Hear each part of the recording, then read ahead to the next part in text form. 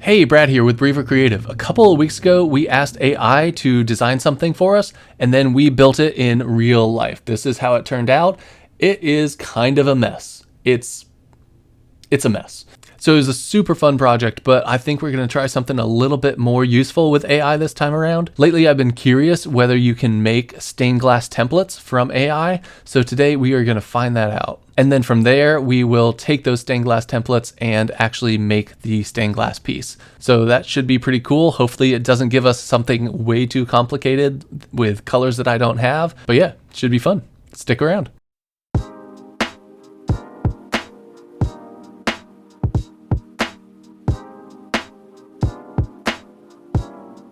So we're going to start out by going to OpenAI's website, and it's super simple. All you need to do is set up a free account, and you can just start typing away, and AI can generate whatever image of the words that you type in. So pretty simple.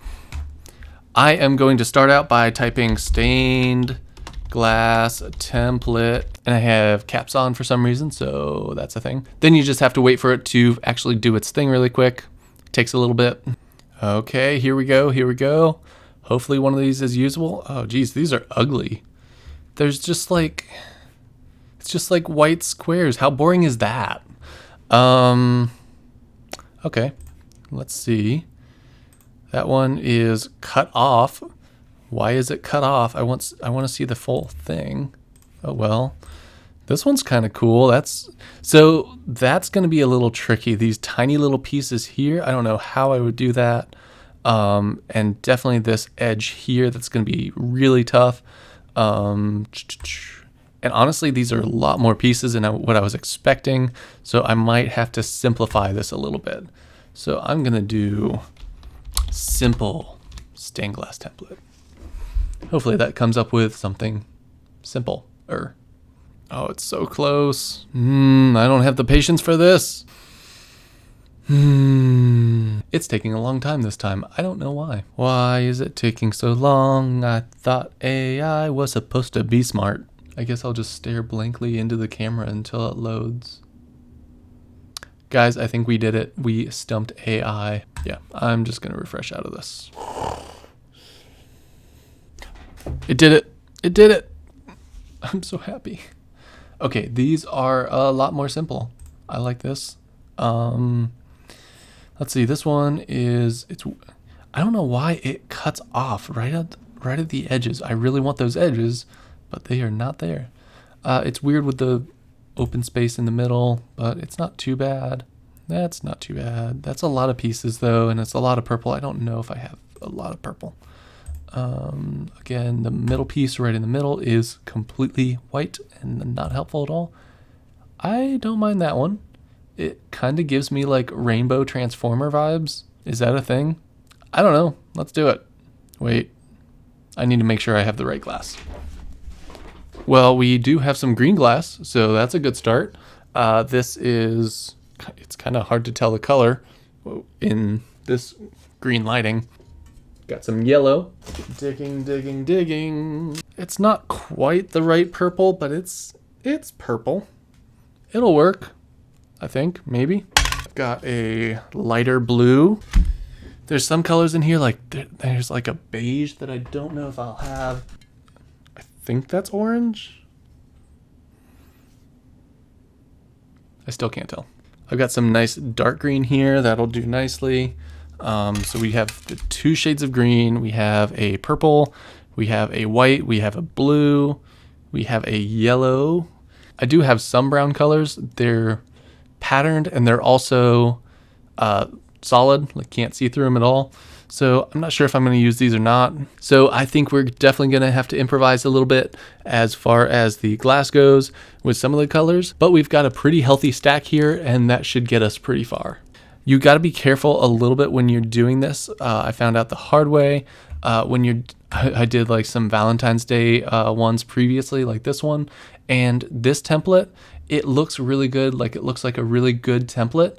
But one thing that you'll notice if you are not familiar with stained glass is that there's one piece in this that is absolutely not makeable at all, and that's this piece right here. So in the same way that the chat version of AI can give you some misleading directions sometimes and give you the wrong answer, in the same way, it can also mislead you a little bit as far as stained glass patterns, where it's giving you what looks to be like a really good pattern, but when you actually look into it and dive into it, you're like, I can't do that. That's not possible. Can't do that. Not a good pattern. Moving on. We're now going to start making the AI generated image in real life. Baby steps first, print out the image. The first step in making stained glass is cutting out all of your glass. This takes some time and a lot of practice, but there's nothing more satisfying than that snap of the glass when it finally breaks.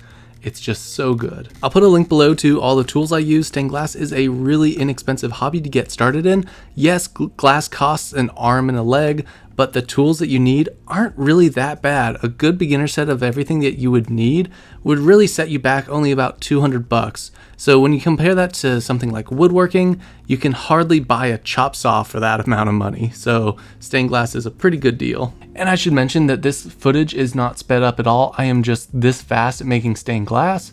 Just kidding, it takes a ton of time to do all this stuff, but it's totally worth it. All of our pieces are all cut out now. The solid brown pieces in the middle are very rough and don't fit quite yet, but the really nice thing about stained glass is that you don't need to be super precise with the cutting, because that's what we have a grinder for.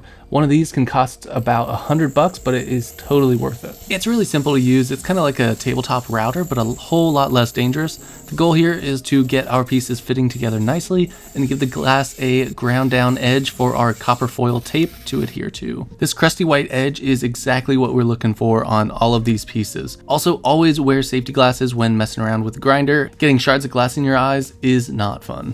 Once we've grinded each edge of each glass piece down, it's time to move on to wrapping each piece with copper foil. Copper foil allows the solder to stick to it, as you'll see later on. The goal here is to line up the center of the tape with the center of the glass as best as you can to help get a nice even solder line. We now need to get us some ventilation.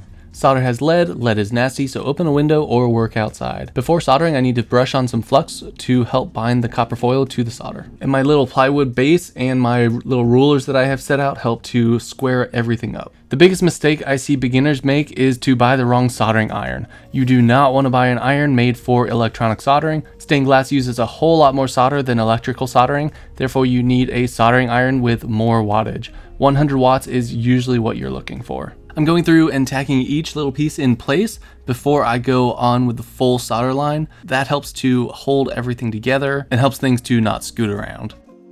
Getting nice solder lines takes a ton of practice, and mine are not perfect yet either. The nice thing though is that you can always go back and redo a line if you make a mistake. By the time I'm done with this piece, I'll probably go over each line 2 to 4 times, just making sure that it looks okay. You also want to add enough solder to give it a little bit of a bulge. Flat solder lines means you won't have any structure holding your piece together. I'll spare you from watching the hours that I took to solder this whole piece, and instead I'll show you all how to make a nice clean edge for your glass. This stuff is called lead came. You can get it in a variety of profiles. I mainly just use it for edge banding, especially on smaller pieces like this. The larger your piece is, the more lead came you'll have to use to keep it from falling apart. This nifty little device I'm using is called a came stretcher, and it just helps to get a flat line of came and gets the warbles out. I also have these specialty pliers that help to cut the came at an angle. This comes in handy when you're doing mitered corners on the edges. Once you have all your came cut out and lined up where you want it, you can just go through and solder just the joints where the solder connects to the came at the edge. And then you flip it over to the backside and do the same exact thing. I haven't soldered the back of my piece yet because sometimes the solder can get in the way of the edge came, and so I didn't want that to happen, so I did not solder yet. Once both sides are soldered, you can go ahead and make these little hooks. I like to make these out of just like random copper wire that I have laying around. I use needle nose pliers to make them. They're super easy, super simple, and you just solder them on like you would anything else. Time for some finishing touches. I want to apply a black patina here, but first I need to scrub it with some superfine steel wool and wash it with soap and water. This removes any impurities and helps give the patina a nice smooth texture. You also want to make sure your piece is completely dry before applying patina. Applying the patina is so freaking satisfying. I just love it. The solder turns color like right away, which is really cool. After rinsing it off one more time, the last step I do is clean it off with some Q-tips.